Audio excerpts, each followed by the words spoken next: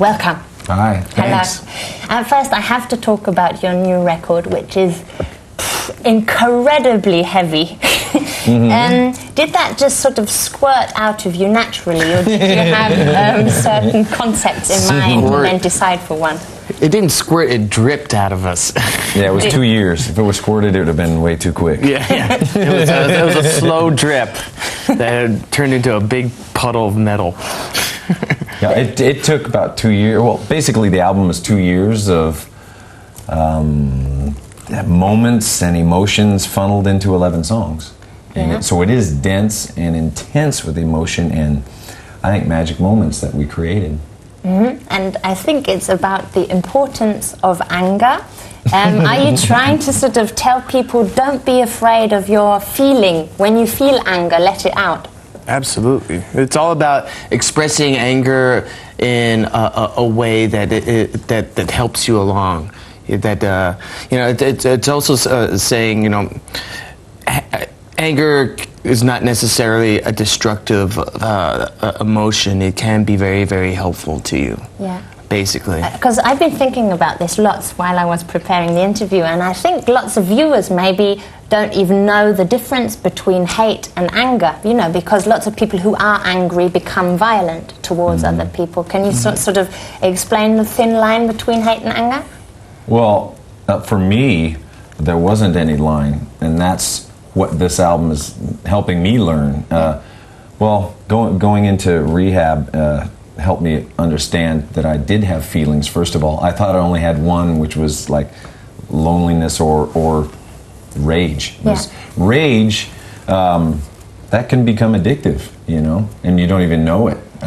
I'd get into fights and all of a sudden I'd blank out, and that can be pretty dangerous when you wake up with like a bloody knife or something. And you don't know what you've done. Right. Yeah. But anger has some kind of a bad rap attached with violence. Yes. And anger, for me, it's neither good nor bad. It's what you do with it. Any emotion, I think, is that way. Yeah. And I think lots of art, you can say good art, exists because those artists are angry in a way, and they want to they have this feeling of wanting to change something, and nothing would actually exist without anger. Is that true? Wow.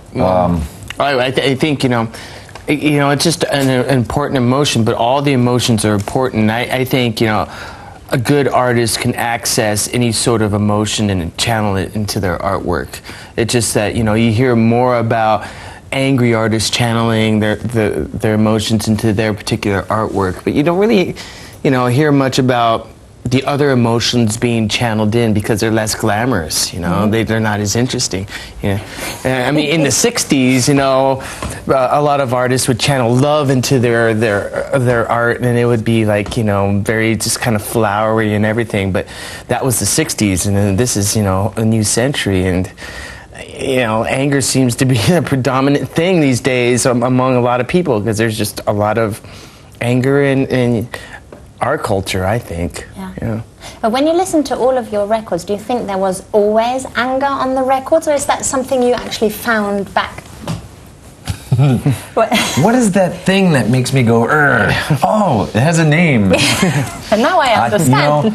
I go back to all of the old lyrics, and I see what a lot of, at least my subconscious, was trying to get out. I'd try and write about something over here, and I'd end up over here, and I don't know why, but it was a lot of subconscious coming out. And there's it's really great to have like a diary. It kind of is that, a diary of growing up in Metallica and writing the lyrics. I can go back and access certain points in my life and see how, why was that going on? Why did I write those lyrics, and really equate it to the timeline of Metallica. And so when you look at older songs, for example, you can recall the feeling you used to have when you wrote it. Yeah. Yeah, okay. And also what it means to me now, because for me, I don't know, music to me is timeless, and I'm going back and I'm listening to records that I heard a million times when I was 15, but now they mean something completely different to me.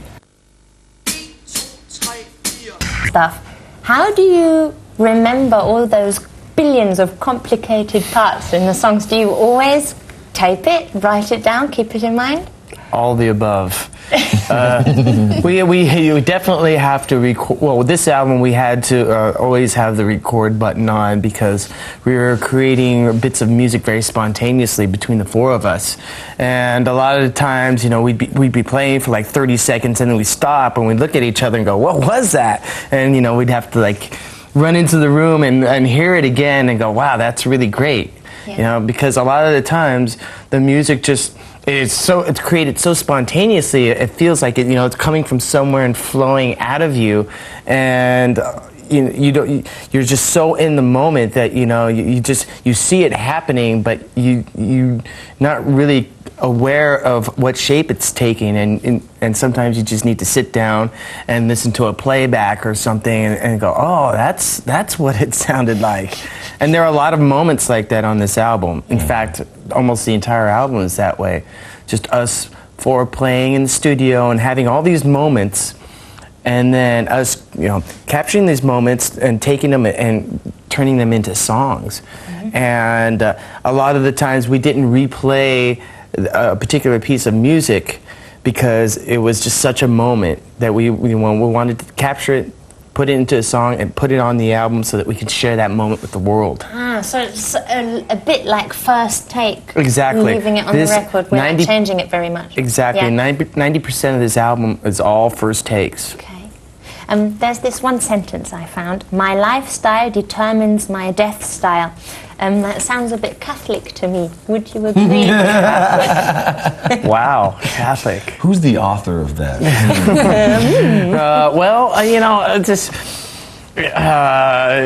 It does sound like it could be. I guess it does have a religious connotation to it, but it's all in your perspective. To me, that's just referencing karma. Yeah. The concept of karma. So, but it means a lot of different things to a lot of different people, really. Yeah. If, I don't know, sort of like English sentences from the Bible or whatever. Something like, "If you live with the sword, you die through the sword," or whatever. Things like that. Exactly. Yeah. Oh, karma. I thought you said caramel. Yes. What the hell is he talking about? For fuck's sake. Caramel is what you put on an apple or ice cream or something. I didn't know that song was about dessert. Yeah. Cool. No, I like it. My lifestyle. I'll have two of those songs. My lifestyle determines my diet style. That's what it is. You just mentioned your rehab experience. Could you go ahead and say this is a sober record, or doesn't a word like that match a record? It's too cheap, isn't it? Well, I don't know. To me, that is just a way of life now. It's just more than just the record. It's like I didn't get sober for the record. I got sober so I may continue to make records, and live. Save your life. Save my life and appreciate the things that I do have.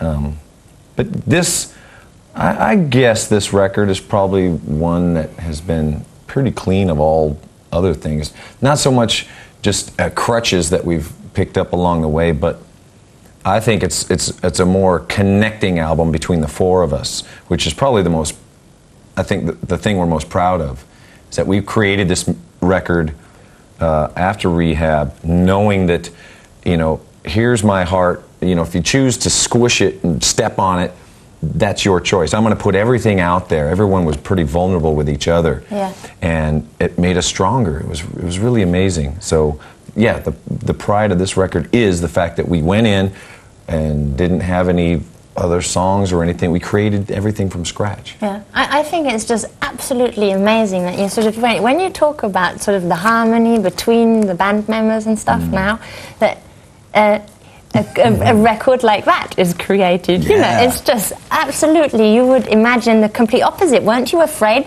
Now we're so harmonic together. Weren't you afraid of the product, that you sort of somehow suddenly make melody rock or whatever? Well, we've done melodies. I mean, there's melody all over. Yes, of course, stuff. but it's so as if That's what we do when we're happy. That's the sound of us, celebrating our solidarity and our, like you said, our harmony. And that's just the way we play. I mean, it just comes out that way. Our creative energy is filtered through our personalities, and that's how it comes out. But it would be very difficult to explain that to my grandma, for example. Listen We'll to try. this record, and these people love each other.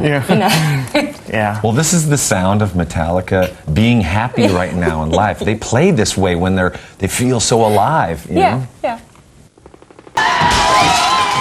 When you look at your past in the band, do you somehow romanticize the feelings you had as, when the band started? Or is it more like you lean back now and sort of think, we're so happy that we're in the position we are in now? A little bit of both. Mm-hmm. I mean, I think now that we're getting on, in our career, it's just we've learned to take a moment and look back and really appreciate all the great things that we've done and all the great things that we've accomplished, and we have also just learned to just appreciate all the great things that people have to say about us, that are very, very positive, in the past and now in the present as well. I mean, we used to just say, yeah, whatever, when someone said, you guys are the greatest, we were like, yeah, whatever, where's the next gig or whatever. But nowadays, so we've learned to just appreciate when someone comes up to us and shows us some respect. It's great to do that. I think a lot of the firsts that you do as a band or as a group or as a person are always just something innocent that you can't recreate a second time. Like you go in the studio the second time, it's okay, I know what that button does, and or going on the road or gigs or something. But you always try and Metallica's trying to create firsts all the time. Yeah. Symphony things or doing things we're not supposed to, or go places that we don't belong. So that first, that kind of innocence, I don't know, is really, inspiring to us. Yeah, but there's one thing that you somehow managed to save up to now, or find it back, is this feeling in the band. Is you're talking about it a lot. Actually, is like the feeling you had when it started off. That's something you actually have to recreate, and you have managed. Yeah, I think. You know what? Actually, I don't think we ever had this feeling when we even started. This is so more experienced and so more, with all the worldly things we've gone through and all the struggles. Yeah, a bit wiser. It's worth even more now. Yeah. That reconnection and stripping down to the bones of Metallica. Yeah. Well, what is it when you sort of look onto your career up to now? It's a very turbulent career. Is there anything that you wouldn't have done now when you look at it that would have done differently?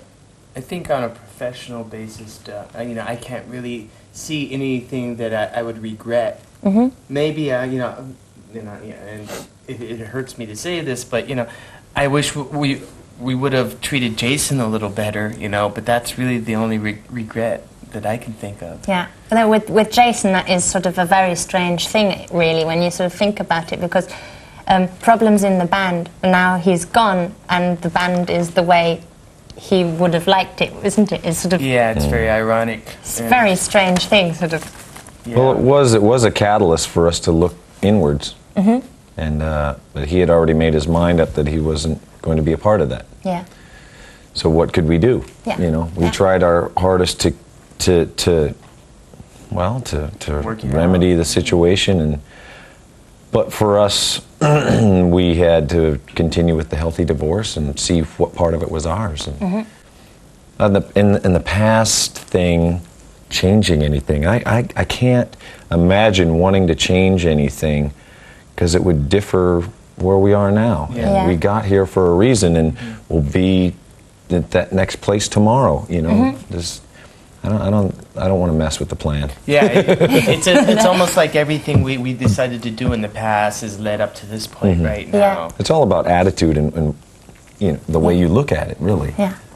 I have to ask you this. In retrospect, do you think this Napster thing was maybe too harsh? The Napster thing. If you ask Lars, it might be a different answer. Yes.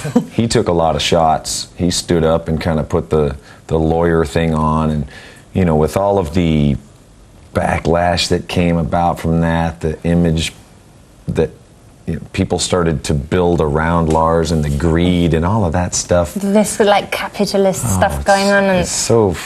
I mean, it's pretty heavy stuff for you as a person to take, as a human to take. Especially when it comes from fans and stuff, and it makes it worse than when it comes from critics or whatever. Yeah. I mean, when it comes from someone that is your so-called supporter, it just stings that much more. Yeah. Well, it was a strange thing. It's either you're for it or against it, and there's not many people that were kind of in the middle. So if you stand up for something like that in a black and white situation, like you said, it's the people who like white and don't like the black part, they don't like you, and if they want to attach that to the music you play, that's even more difficult. It's like making a political statement, and then someone not liking you as a person, and attaching that to the music. Oh, I can't listen to that anymore. It reminds me of this, Yes. So you got kids on the TV stomping on the Metallica records because of Napster, and it was strange, very strange. Yeah. I mean, it did hurt. But I often thought about this thing, of course, but it's sort of a very strange situation because you can understand the fans in a way saying, but I don't understand, why does my people's band Metallica have to go ahead of all bands? Why does it have to be mine? You can sort of, if you're not in the band, you can sort of understand the fans, but you can also completely understand the band or understand Lars. It's a very strange balance thing. Well, I think out of any band, who would have stood up? It would have been us. I wouldn't expected, not anything against him, but Elton John or some other figure that's, Yeah. I don't know. I wouldn't have expected that. And someone had to stand up, we felt. That's all. Yeah. That was then, now is now. Yeah, it is a bit like doing the dirty work first. Yeah. Isn't it? It's like, it was like we were the Marines. We went out there first to absorb all the bullets, and so that, the people behind You must know us, the feeling, in your camo gear. Yes. Yeah, exactly. My second job. After the summer festivals, will there be a world tour? Yes.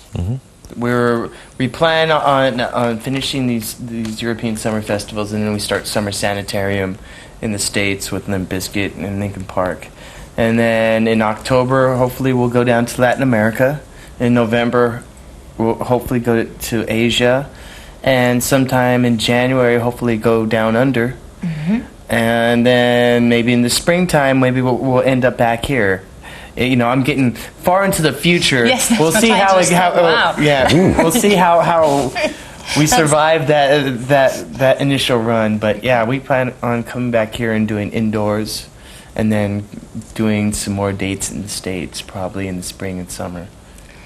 I thank you very much, gentlemen. All right. It's very nice talking to you. Thank you. Likewise. Yeah. Thanks. Bye.